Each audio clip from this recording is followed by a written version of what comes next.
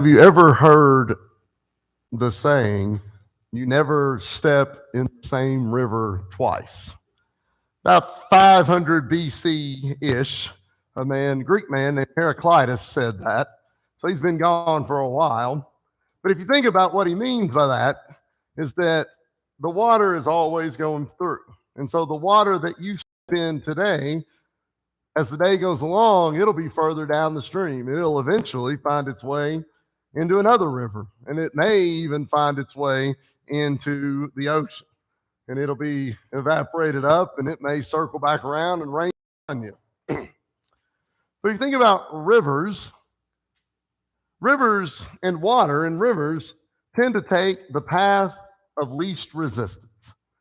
And so when you see a river, you are seeing water going to the lowest point and going to the point that is resisting it the least, which is also why you will hardly ever see a river that is straight. If you see a river that's straight, it won't be straight for long. Think about the rivers that you may cross or creeks that you may cross on your way home today. Well, it may seem straight as you go across it, but if you went very far down it, it'll hook back and forth. These are called meanders. You may have heard the word meander. When someone says that they're meandering about, they're just kind of certainly going in a straight line. But the idea of the path of least resistance is one that we're very familiar with because we all tend to follow the same path, right? Whatever's harder, we want to steer away from. And whatever's easier is the method that we tend to want to take. We're not unusual in that. But James chapter 2 and verse 10 says, whoever keeps the whole law and stumbles in one point is what? It says he's guilty of all, right? So in other words, the true test of faith is when we obey the whole law. Well, the unfortunate part of that is the whole law presents us with some paths of the most resistance.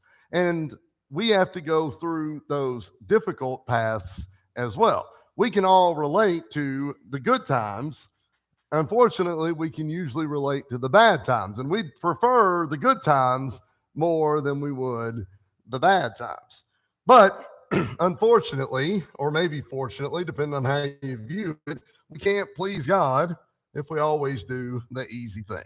So David, 4 times when obedience is difficult. All 4 of these will start with the word when.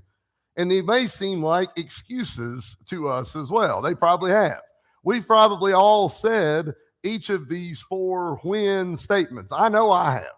And I'm sure that you may have said them as well. First one, when I am not in the mood. How many times have we declined to do something and our real reason was I didn't feel like doing it? All of us can relate to that, right? I didn't feel like doing it. I'll do it tomorrow, perhaps, as it were. But when I didn't feel like doing it. If we decline to do the right thing just because we don't feel like it, what kind of commitment does that show? Think about that for a second. I'm not really in the mood to do this. Well, I don't know that I'm necessarily committed to it. Well, have you ever missed a day of work because you didn't really feel like doing it? I have. I will say I absolutely have. And I will be the first to admit sometimes my commitment is not fully into the job. But we can all relate to that as well, right? Sometimes we do the job for the money, not necessarily because we're absolutely loving the work that goes along with it. But we all can relate to this idea of not being in the mood. What does 2 Timothy chapter 4, verse 2, though, say? It tells us to be ready when, both in season and out of season, and that becomes difficult for us. So what is in season and out of season? Well, if you talk to anyone who plays sports, that pretty much covers everything, right? Most of the players that are successful athletes during the season, when they ask them, why are you doing so well this season? They say it's because of the work I did in the off season. It was what I was doing in the weight room. It was what I was doing on the track. It was what I was doing in the batting cage or whatever it is back in the middle of January when everybody else had their feet up. I was working hard.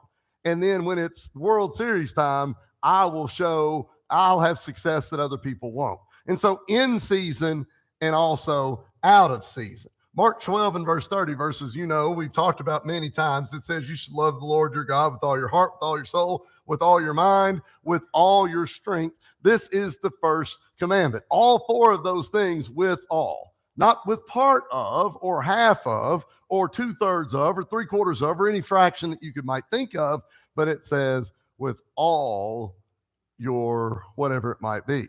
And so whenever we think about being in the mood or not in the mood, the reality is not being in the mood to obey God is disobedience in and of itself, right? But it's difficult. Number two, what about when it's not convenient? What's the most famous example of a lack of convenience? Probably Felix, right? In Acts chapter 24, you remember what's going on in Acts chapter 24. Paul had appealed, he appeals to Caesar, but he's given this full recount. And a few months ago, we read Acts chapter 24, I believe, here in front of as part of our sermon. But Paul recounts every single thing that he had went through, and it's a full chapter's worth of stuff. And he says to Felix, he in a sense says that I know you are converted. I know you know that who Jesus is. But he tells Paul, Felix says he'd call on him when he had a what? When he had a more convenient time. We know what convenient means. There was a grocery store in Lancaster for a few years. It was called Convenient, right? It was just what it was called. And it feels like that was an easy description of what something would be. It was a convenient place to buy groceries. Have you ever seen something that was inconvenient?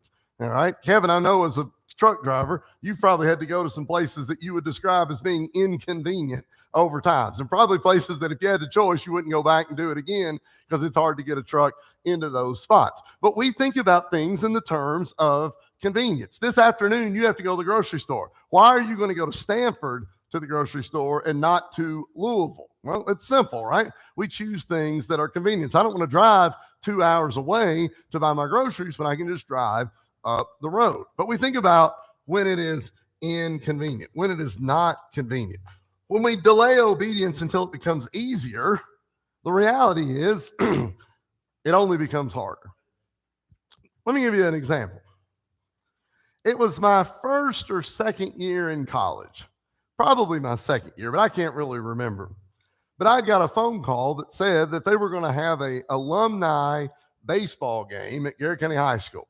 And anybody that had played baseball at Garrett County was could come back and play a game against the current team. And I went and played. And I just remember playing. And again, I was a year or two out of high school. And I remember not being very good, but also thinking, man, I kind of got out of shape. And the first thing I thought was, this summer, you're going to get back in shape. We're going to be ready to roll. And for about the last 25 summers, I have uttered a very similar sentence. And every single time I think, I'm going to do this. I will do this. I will do this. But it seems like it keeps getting harder and harder to even start. It's much easier to just say, I'm already 40. We've already cleared the workout phase anyway. It's not going to get any better. So why do I need to worry about it, right? I'm assured I'll probably live 60 more years. They'll just take care of it that way. But when we think about it, something's convenient, the longer we put it off, the actual less convenient it'll be, right? The less convenient that it'll be. And if we're not careful, when we think about our obedience to God, we do the same thing. Matthew chapter 19, verses 21 and 22, Jesus said to the man, he said, if you want to be perfect, go sell what you have, give to the poor, and you'll have treasure in heaven. Come follow me. But the young man, of course, we know the story, went away sorrowful because he had great possessions. It was inconvenient for him to give up what he had to try and get something new.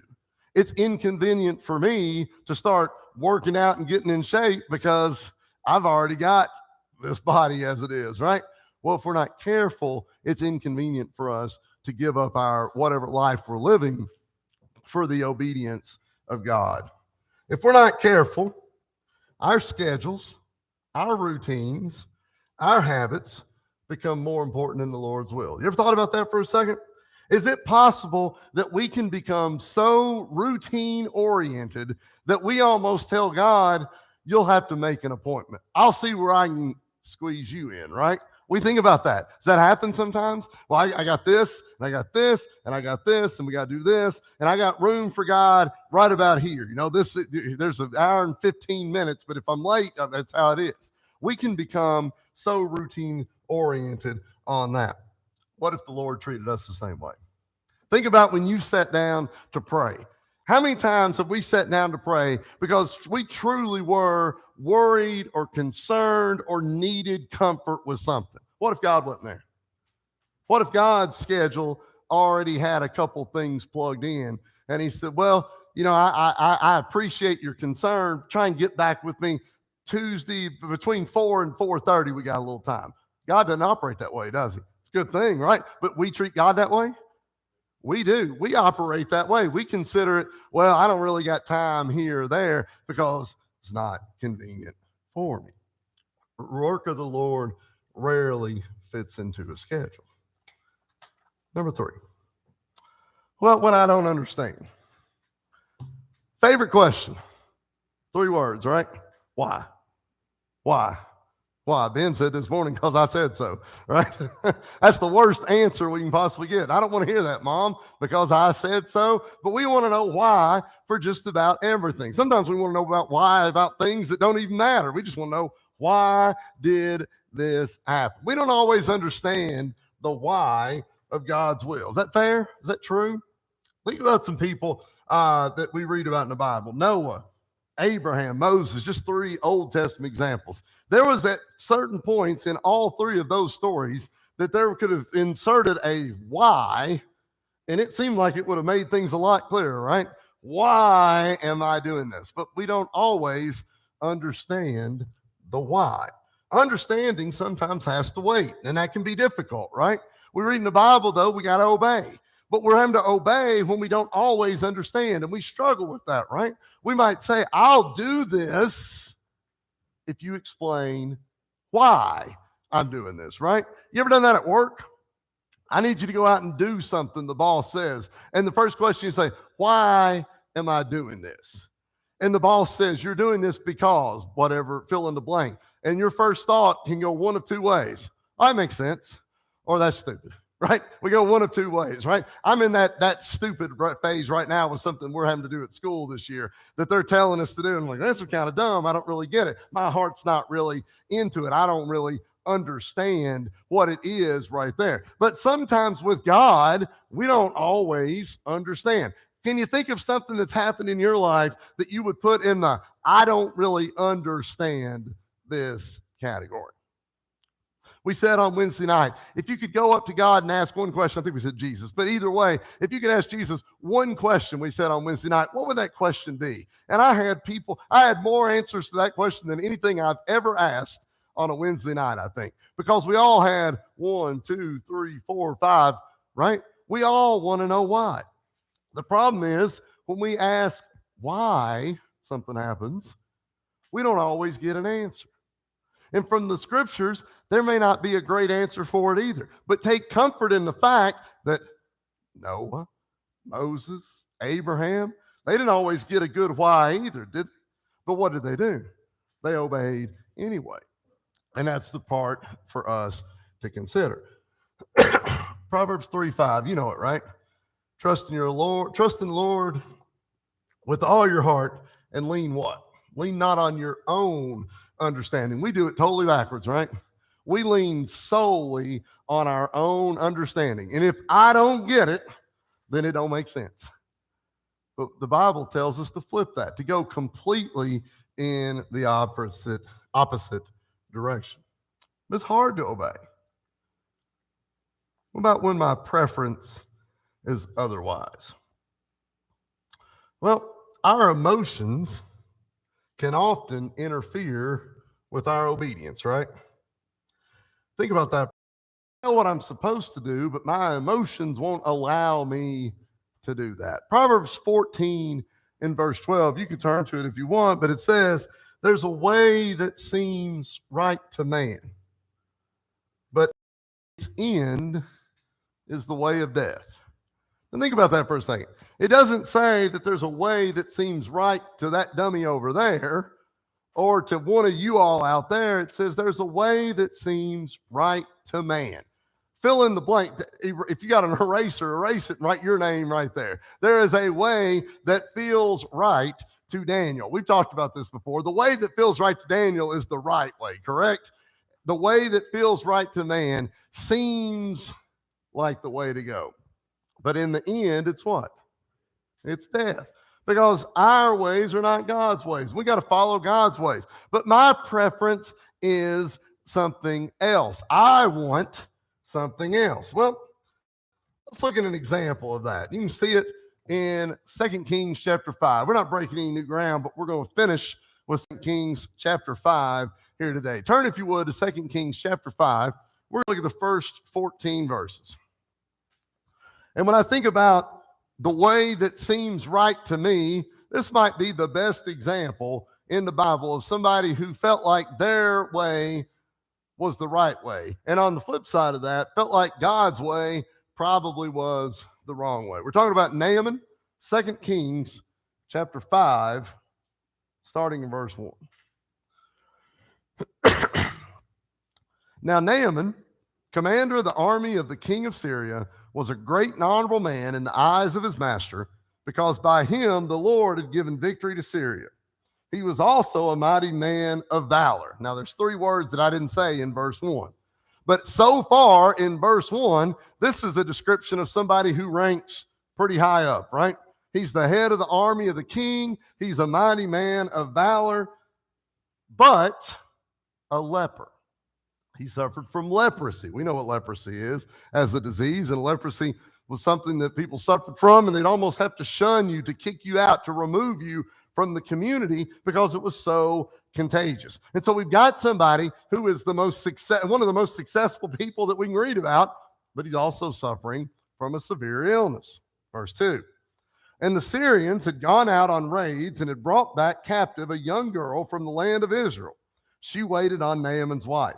Then she said to her mistress, if only my sister were with the prophet who is in Samaria, for he would heal him of his leprosy. Well, this is a gift from God, right? If you know I'm suffering from some kind of illness and I know what that illness is, and all of a sudden somebody here that could maybe fix that, that's what I'd like to hear. Verse 4. And Naaman went in and told his master, saying, thus and thus said the girl who is from the land of Israel. Then the king of Syria said, go now, and I will send to the king of Israel. So he departed and took with him 10 talents of silver, 6,000 shekels of gold, and 10 changes of clothing. So he's taking a lot of money, he's taking a lot of stuff with him. He's going to go wherever it needs to be. Then he brought the letter to the king of Israel, which said, now be advised with this letter, or when this letter comes to you, that I have sent Naaman my servant to you, that you may heal him of his leprosy. And it happened when the king of Israel read the letter that he tore his clothes and said, am I God to kill and make alive, that this man sends a man to me to heal him of his leprosy? Therefore, please consider and see how he seeks a quarrel with me. Verse 8. So it was when Elisha, the man of God, heard that the king of Israel had torn his clothes, that he sent to the king, saying, why have you torn your clothes? Please let him come to me, and he shall know that there is a prophet in Israel. Verse 9. Then Naaman went with his horses and chariot, and he stood at the door of Elisha's house. And Elisha sent a messenger to him, saying, go and wash in the Jordan 7 times, and your flesh shall be restored to you, and you shall be clean. We'll stop at verse 10 for just a second, because there's the instruction, right? There's the instruction. This is what he says. Go wash in the Jordan River 7 times. Your flesh shall be restored to you, and you shall be clean. Remember, he's leper, right? This is an illness that stays with you forever. The one thing that you would like to be able to do if you were suffering from leprosy is to be able to get this off of you. And here is the cure. Verse 11.